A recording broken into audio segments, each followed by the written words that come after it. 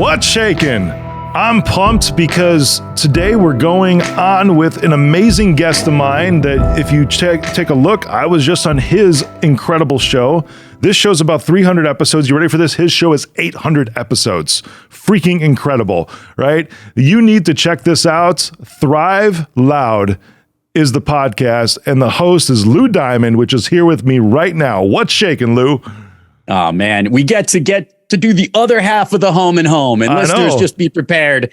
We know each other already. I even knew what outfit to wear for this particular episode, as you can tell. We matched up on black t-shirts. All I'm missing is neon purple in the background and much better hair. You've got the lime green, though, which I like. I do. Well, we call it the Thrive green, or is more of late we've called it the Speakeasy green, because there's the Speakeasy for the new book that came out. So so we're kind of focused on all that stuff. Man. We got a branding thing going on here. For sure. What I'm excited about is because this is the reverse, right? The flip flop of when I was just on your show. Which again, thank you for having me on. It was such an awesome convo. Yeah, it was awesome. Yeah, and you brought the energy. Great story. And I have not looked at a Best Buy the same since. I bet, man. That's good. They're very different these days. I really don't like walking into them anymore. I twitch a little. Yes. Yeah, gets a little nervous ting. Yeah, right. But I'm excited to talk to you about your show, about your book. And those are a couple of things because, first, of course, 800 episodes is just huge. And yeah. How many years now? It's so funny you say that. We're in the 5th year of the show, and it started off like, most podcast shows do, one show a week, and it gained some popularity really quickly. And then we went to 2 shows a week. And then what was still happening was there was such demand for people to want to come on the program and promote themselves. I got really tired of getting on the show with somebody in April and saying, hey, this is great. This will be coming out during Christmas because we're queued up for every single week. And I felt that for some reason 3 was the right number.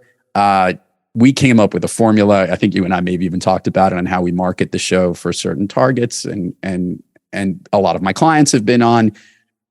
If you were to have told me, though, that the show would have over 800 episodes, I would have hosted several other podcast programs that are out there in podcast sphere and inside the walls of large corporations where I'm either executive producing or hosting the show. The number of podcast episodes that I've produced is close to 2,000. Oh, that's the number that'll be there. So for 5+ years, it has grown into something that my wife says either it's an obsession and a hobby, or a passion and a pretty thriving business. So I'm hoping it's more of the latter than the former. It could be both, because it is a little bit of both. Yeah, which is what it's supposed to be, right? And there was one time a former mentor of mine, and there's a reason that this one is a former mentor, once told me that you can never run a super successful large business and impact a lot of people in their spirit and in their soul. Wow. And it was really around like church and ministry and that kind of stuff. And I was just like,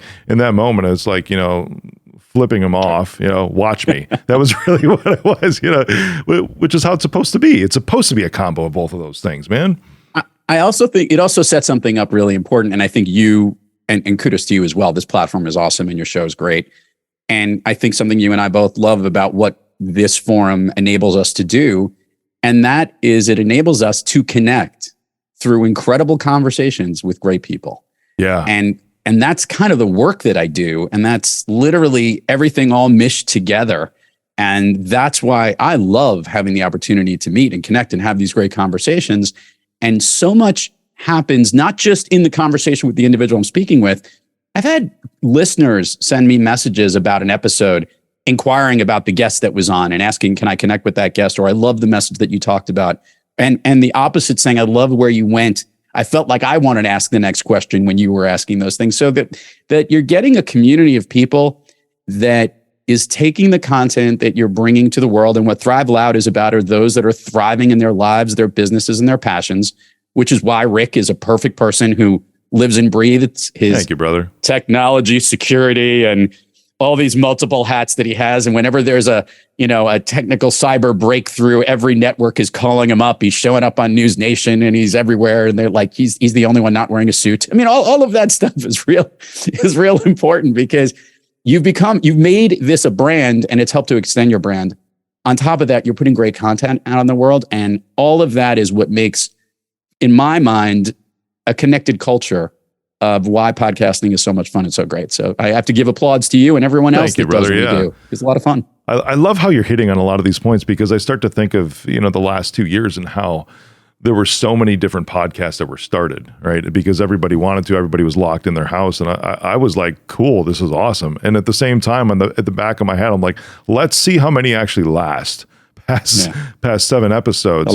A lot of people pod fade is that term, right? The pod fading effect. They start like 6, 7 episodes and then they go, wow, this is a lot of work. Yep, for sure. But I give kudos to those who actually try it, right? And at least the ones anyways, because they could figure out that it's a lot of work, and it is a lot of work. I mean, there's a lot of resources that go into it too.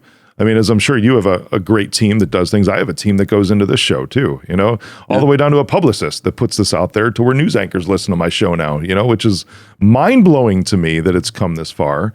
And at the same time, I think back to how you were describing like a passion and a pretty thriving business.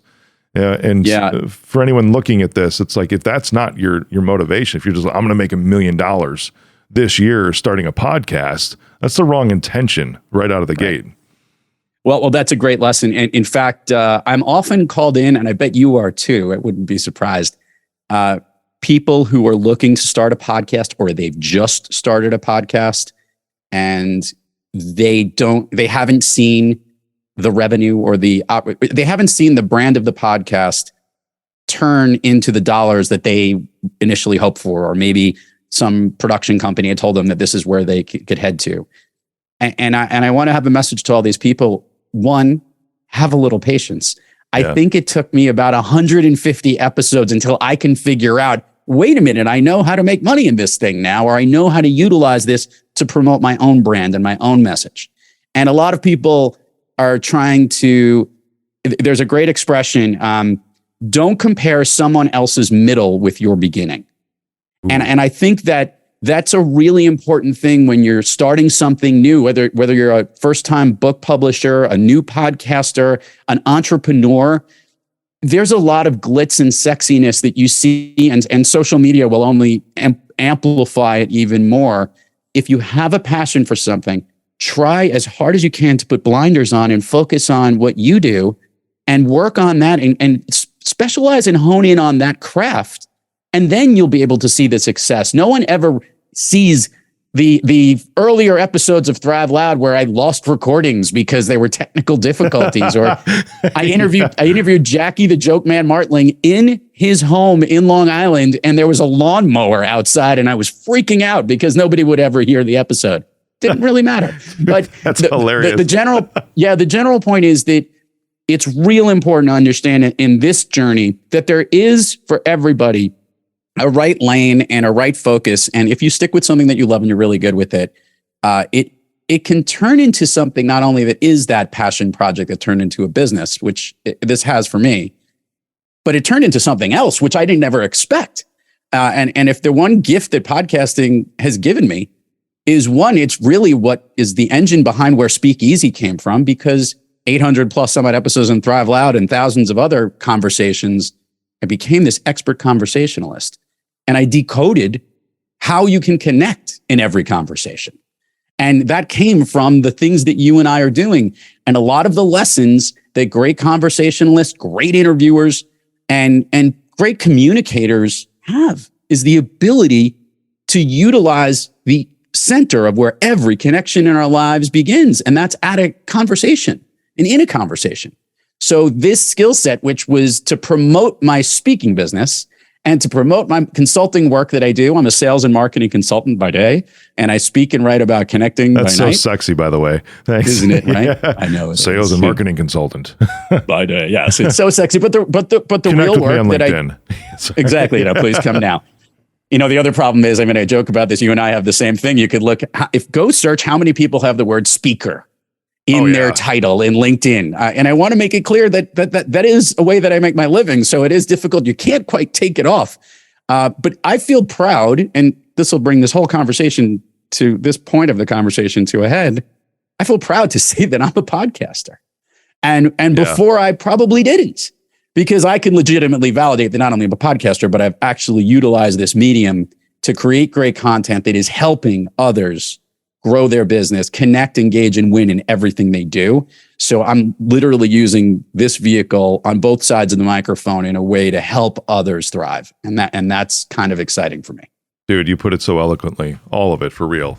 Thank you. Thank you. So 150 episodes, and I caught that, when you said don't compare, which by the way, I'm going to use that forever. Don't compare someone's middle to your start or your beginning. And 150 episodes in is when you actually figured out how to make money on it, right?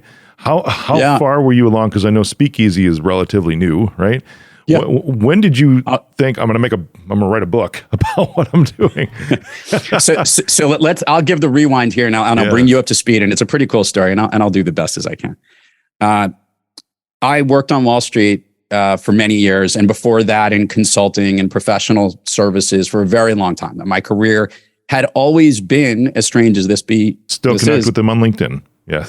Yes. Thank you. In sales and LinkedIn marketing. Bios. Yeah, I know. Yes, LinkedIn bios. You can go look it up. Go connect Formerly Wall connect Street. With me. Yeah. You'll see all these stuff. You'll see Bank of America, Merrill Lynch, which was funny because I know you had done some server business with them. And I've always been that professional services person. And I felt I was missing out on something. I became really, really good and did really, really well in what I did on Wall Street, but it wasn't enough. And it wasn't just about the money. The money was hard to come by, even though I'm not going to complain because at times it was very, very good. And so I was very successful in that space, but I wasn't happy. And I didn't know why. And part of it was that I don't think I was really living my passion. I was doing what I did, which was one of the things that I was really good at, was helping those around me become better salespeople, become better marketers. I had this ability to connect with people in a different way that wasn't the way that we had been taught to sell or taught to market. Yeah. It was a whole different way. In a long story short, and maybe even through an episode of trying to figure out what I wanted to do next, I ended up helping out a friend. I went to a trade show with him. He invited me to come out. Basically, I was moonlighting, which is what I'm saying unofficially here. It's not on my LinkedIn. When I did it... Moonlighter, not in your bio? Not in my bio. And when I did it, Rick, I helped this guy close an incredible amount of business in one trade show, which led to like 7 deals being done in 30 days, 2 at the trade show, 5 later. And he handed me a piece of paper and a pen on a plane and said, you need to tell the world what it is you do. Because I don't think that you think, Lou Diamond, what you do is unique. And I'm letting you know it is, and you need to share it with everyone. That became my first book, Rick, called Master the Art of Connecting. And the irony of it was I wrote a book, it got picked up, and I was doing TV spots and all the marketing that you would do. And this new thing called podcasting came out, and I started going on all these podcasts. And some of them were cool, some of them were not. And I went on this one particular show, and this guy literally handed me a script of questions that he wanted me to type out before the show. And then there was a rehearsal to practice reading what I wrote in those responses. What? And that was what we were going to record on the podcast. And in the rehearsal session, I ad-libbed from what I wrote because I am a speaker and I didn't think that was what was so important, and it didn't sound authentic. Is he smacking you or pausing? I'm like, dude, you're not reading. In the third sentence of the fourth paragraph, you said the word "the" and there's an I mean, like, that was the level of detail. It was like reading my audiobook had less scrutiny than this one. So I said to the guy, you know what, do me a favor, cancel the interview with this guest. I'm out of here. There's no way in the world I want this version of me to ever show up anywhere. And I left, and I called this guy who had said to me, you have a great name. You have a really good voice. You should host your own podcast show. Do you have an idea what you'd want to do? And at that point, it clicked that I was going to create a show that was the exact opposite of what that guy's show was about. Everything that was authentic, pulling genuineness, realness, amazing people that I'm connected to. I want to understand and decode, not have them pre-plan it. I'm on the air, on the fly, as conversational as possible, learn what makes incredible people tick. And that's what I did, Rick. I created that program. And who the heck would know that I did that also as a chance to market my book and market my business and all of the stuff that I did. And I was doing it And it was getting a lot of attention and everybody loved this freaking show. And I'm sitting there going, wow, I go, what am I doing? What am I doing in this show? And as the show started to grow and I started to recognize that it was something unique, the uniqueness didn't come out until very recently. The thing that did come out was that there were opportunities through podcasting for me to speak, for me to work and do some of that consulting and marketing work with some of the people I had on the show. And it gave me an opportunity to work on a craft that you and I do every day. And that is to learn through asking incredible questions. It's so cool. I state this, Rick, and that was the bell that went off when after a certain amount of time had transferred and I was then getting hired to speak about podcasting professionally. Think about how ironic this was. I went on the podcast to start this so that I can market my own book and talk about my connecting, which is what I speak about. But here I'm getting hired to talk about podcasting and getting paid to do so, which is mind blowing because I'm like, that wasn't the plan. And to everybody out there, the plan isn't always the plan that you think, right? It's really, really hard because sometimes you could be so good at something that you don't even know that you're so good at it. And it's that level of talent that gets you the notoriety that you're looking for. And that's kind of what happened. And it then led to, I know that there's a message here that I have to, pun intended, connect what I'm doing on podcasting and the lessons I learned in connecting. And that's where Speakeasy came to be. And then I figured out how we can connect in every single conversation that we have in our lives. And there's a way, there's nothing you need to say, and there's nothing you need to do. But what you and I know, it's how you need to be. And if you own that and learn how to speak easy, that's going to be the gift that's going to get you the business deal. It's going to get you the girl. It's going to get you the relationship you're looking for. It's going to get you the money that you're looking for investors. It's going to get you attention on the air when you're out there and you get to be on the freaking Rick Jordan show. All in, baby. I am psyched about it. And that's the way you need to be when you can step in. So that's kind of how it all came together. Lou, a nice way of amazing. You pulled me in for real. Just absolutely incredible.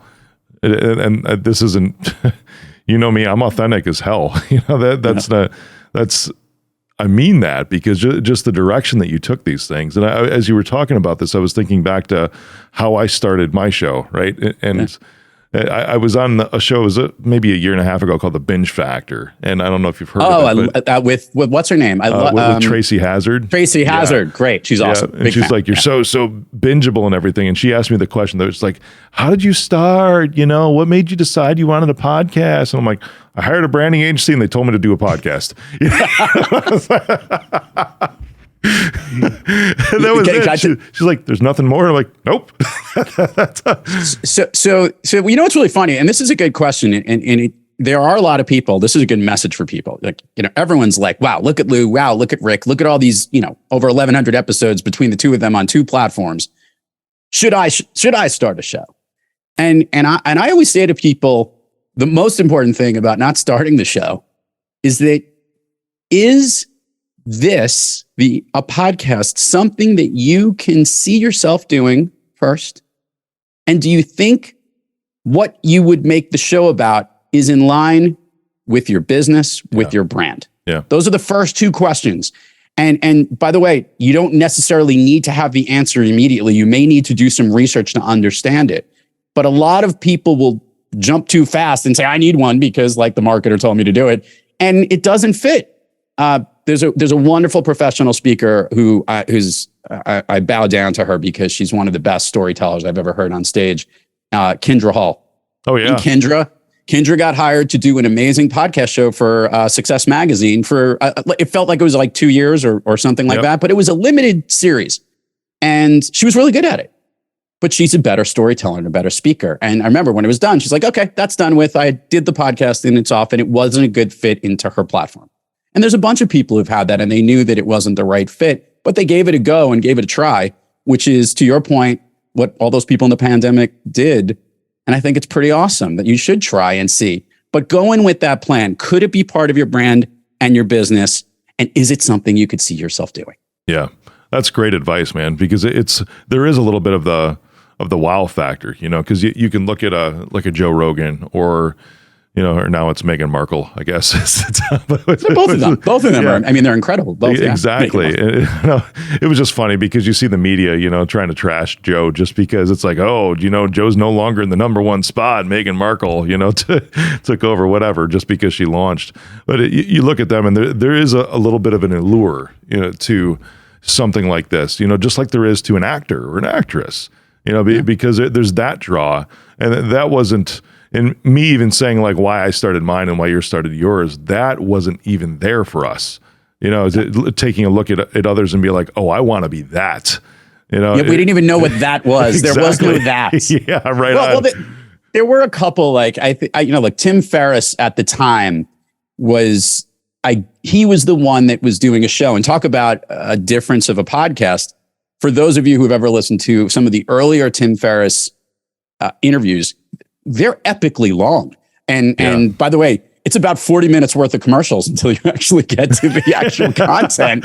You're hitting the 15-second button, like your fingers getting tired to get to the content of the interview. I apologize to all the sponsors who sponsor his program.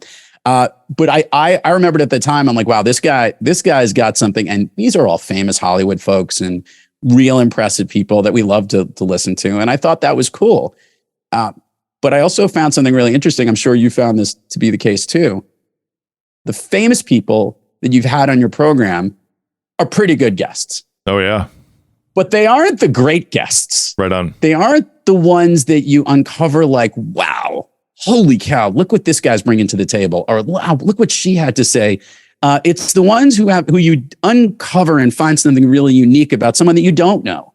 That it isn't just the same story, because, when you have somebody famous, a lot of people know their stories, and where they're going to drill down on might be a project that they're working on, or they're on a promotional tour, as opposed to decoding exactly what makes that person tick. Yeah. And that's the stuff that kind of gets me. And that's the stuff I love. And I sometimes will come off from someone I don't know that came on the show. I'm like, how did I not know about this person? And I'm glad I had this person on. For sure. I remember one of my guests, her name was Shiggi Parker. And as far as I know, she still listens too. Hello, Shiggi. Yeah, she engages with my content on social, and it's just absolutely one of my favorite guests, because not known at all anywhere, right? And I don't even know how my team found her. I don't remember, because I have a team that goes out and tries to find great guests. And that turned into a two-parter. It could have been like a Joe Rogan style if it was all in one, because we could have kept going. And at the end of an hour, really like an hour and 10 minutes on the first one, it was ending with, and then I tried to commit suicide. It was like, whoa, I mean, it was good, like going through, but the story was just absolutely incredible and so relatable to literally everybody. And the way she articulated herself too was just absolutely incredible. Still to this day, one of my absolute favorite guests. She's amazing. I love her, Shiggi. If you're listening, I'm giving you a shout out right now, because but that's the thing, is she was completely authentic, man. When she came on with everything, just amazing, sucked me in. Yeah. And that's what you want. I think to the competitive, it is a competitive space. Let's make it clear. We have, don't you have this? My big problem now in the competitive space is what to watch on streaming. My wife and I have this conversation constantly. Like, okay, what show or what movie do we want to watch? Because we are just bombarded with content. And of course, none of us know what channel it's on, right? It used to be, oh, that's on HBO. Oh, that's on, whatever. Now is it on Netflix? Is it on Prime? Is it on Paramount? Is it on Peacock? It's Apple TV. Yeah. Find me, when you're talking to Siri. Yeah. And now you just speak it into a remote control and you don't even care. It's like, you remember when the important days when you used to have to know telephone numbers? Oh, yeah. You remember that? Like, it was real important. Like, oh, I know that girl's number, or I know his number. Or I memorized this stuff. I still remember some girls' phone numbers from when I was a teen, dude. There was some girl who there was written on her phone number on the boys. That we probably shouldn't talk about. Then the boys' bathroom in high school. No one was allowed to talk. I don't know my mom's number. No joke. But I mean, like we used to have to remember that stuff, and now today we literally don't need to waste our time on it. It'll just come right up, and we'll find it. And but I think that's what makes it hard. So from a podcasting point of view, there is so much great content out there, and it is hard to find a lot of shows. And that actually, bringing that back to why we ended up increasing the amount of shows over these last 5-6 years, has been, we recognize that not every single guest is for everybody. Not every piece of content connects with everyone. And what we wanted to do is try to find the myriad of different interests on our program to offer like, menu items. Like we're trying to give the menu for the listeners to say, hey, wow, this is somebody who started up a company. This is someone who has a cause that they did. Here's someone who overcame something and is a brilliant person in resilience. I think we learn from each other the best things about people when they've had trouble and had to overcome something. I use this expression all the time. We love to connect with people that are fearless. And by fearless, I mean not void of fear, but they've moved through a certain fear or moved through an unfortunate circumstance into a place of courage. And they use that as their launch pad or their message. And I think there's a level of respect. I think there's a level of, I would say, there's a level of wow in ourselves to say that's an awesomeness factor that we hear from someone like the guest that you have, go Shiggi, and all these other people that we can connect to who have these great stories. And we look at them and say to ourselves, this is what we will do, is how can I connect with that person so I can be a part of someone's world like that? Or how can I find my own story? And that's the inspirational component of every single podcast that connects with great people. And that's what I love to do is let's find that story or that moment that people will love and people will want to draw out, because that's what I do in every conversation I have, Rick. It doesn't matter if I'm the guest on the show. It's in real life too. I want to learn what someone's superpower is. I want to learn what makes them unique. I want to learn how I can do business with that person and why they would want to do business with me and how we could help each other. That's what happens in business, right? We want to connect in conversation. That's exactly so these lessons are where we can practice them and really put them on display for others to learn too. It's beautiful, isn't it? And I would challenge everyone, because if you're going to start a podcast, maybe go into a Starbucks and sit down next to a stranger and just try to strike up a conversation for real. So I was going to ask that question. You do everything in studio, as do I. Yeah. Have you ever had a situation where you were quote unquote off campus and you've done like on-site interviews? I have, and also remote shows in like a hotel. This happened. Oh my gosh. Because it was the tightness of my schedule in the moments. And I've done that, right? To where it's just been, hey, let's set it up right here. We've got one camera over there. Okay, we brought it with, it's a 4K, so we can zoom in on each individual. You try to work through the equipment stuff, but then it just became, the hotel's like, screw it, we're just going to do it. Because the production of the show, there's a lot that goes into this, right? But I remember the days when that branding agency, when I was with them, using them, and they're like, you need to have a podcast. And I'm like, okay, yes, miss. So I did it, but that was in their studio, right? But then when the pandemic hit and you weren't going anywhere, I'm sitting here with the Blue Yeti, no studio, and just like threw up a TV behind me somewhere. Yeah, there it is, right? I got my Blue Yeti in retirement up here. I put it up there. Yeah. That was like a 6-month stint of this show, and it just worked. It literally just worked for that moment. I had 2 interviews off campus that I'll do in reverse order. One was with a famous person and one with somebody who should be a guest on your show because she's absolutely awesome. The first was with the comedian Lisa Lampanelli. Oh, and awesome. We actually did that on the Caroline stage, which is where she got her start in New York City. Oh, sweet. And that was I've done stand-up on that stage. Oh, amazing. It's right by Broadway on 50th Street. Yep. And actually Caroline was there in the audience. And it was ironically, the other woman, Jill Schiffelbein, who was the guest on the show, who I said we'll talk about in a minute.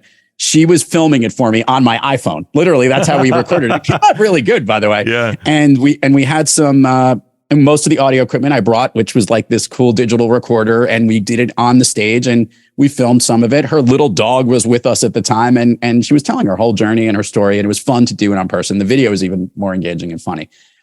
But the one that I did with Jill Schiffelbein, when I first started doing podcasts, like in the first 100 episodes, we did in a restaurant in New York City because we wanted that clinking and clanking in the background. Like we wanted to make it like it was a conversation over a meal, which it was, by the way.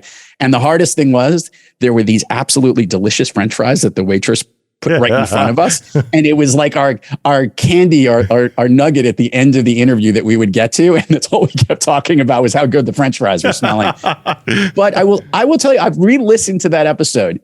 It was engaging because you had to listen a little harder. It wasn't as sanitized as what you and I can produce and put together today. Yes, but there was some cool indie factor of it that made the conversation even more fun and real in the moment, I guess. But that wasn't our lively show. It was a lot easier to do it the way we do it today. Yeah, no joke. Well, I mean, to that aspect, everybody likes raw as well. And, there is something engaging.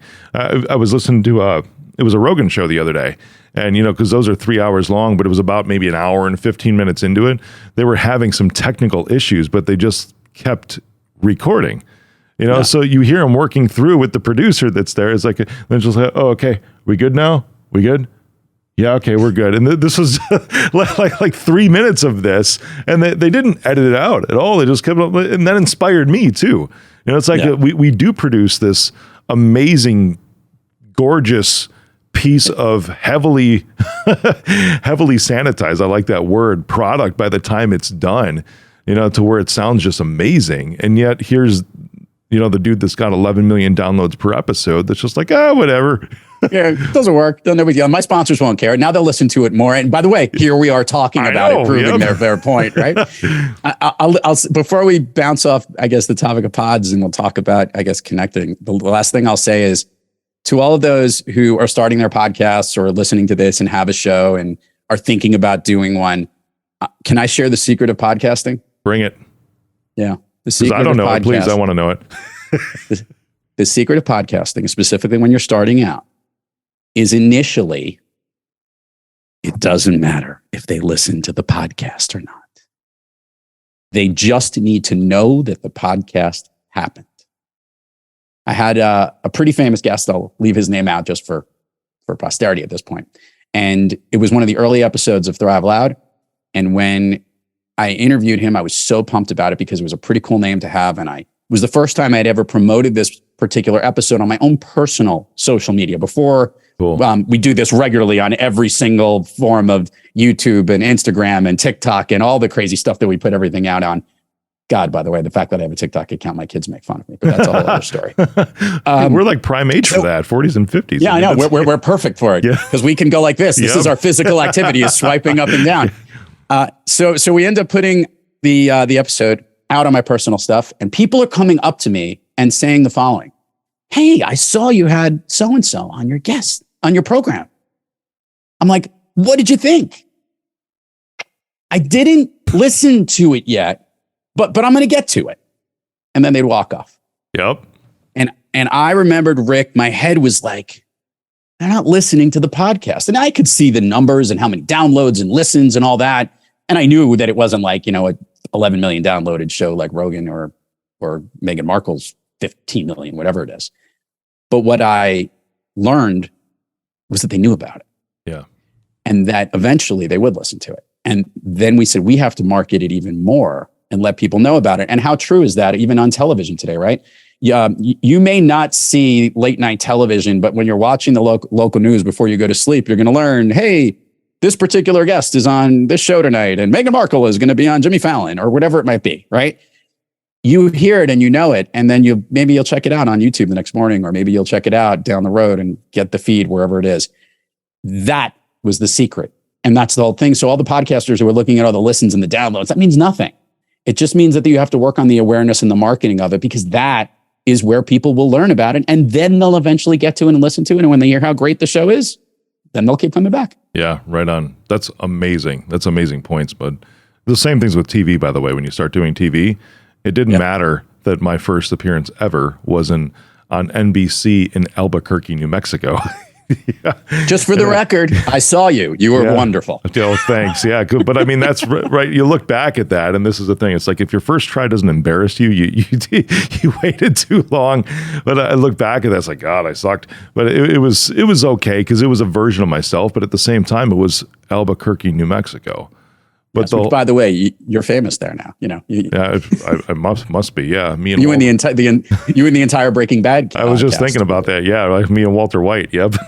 Which they have statues there, by the way. I don't know if you saw that from a few months ago. Yeah. Sony Pictures somehow worked because it was Sony, right? I think they worked with them that erected statues in downtown Albuquerque because of how much the show did for that town for tourism. Oh my God. For tourism. Wow. Yeah. And no joke. I mean, when I went there, this was like 4.5 years ago for my first TV appearance ever, right? On NBC in Albuquerque.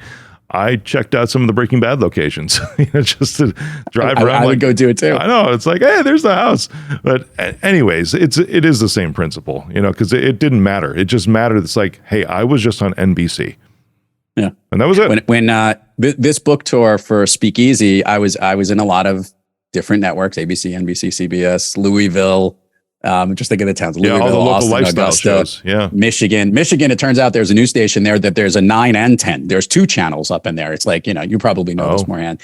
And so I'm on a bunch of these shows, and similar to versus being on for 2.5 minutes on obviously a national, you would want to be on the Today Show or Kelly and whoever, Ryan.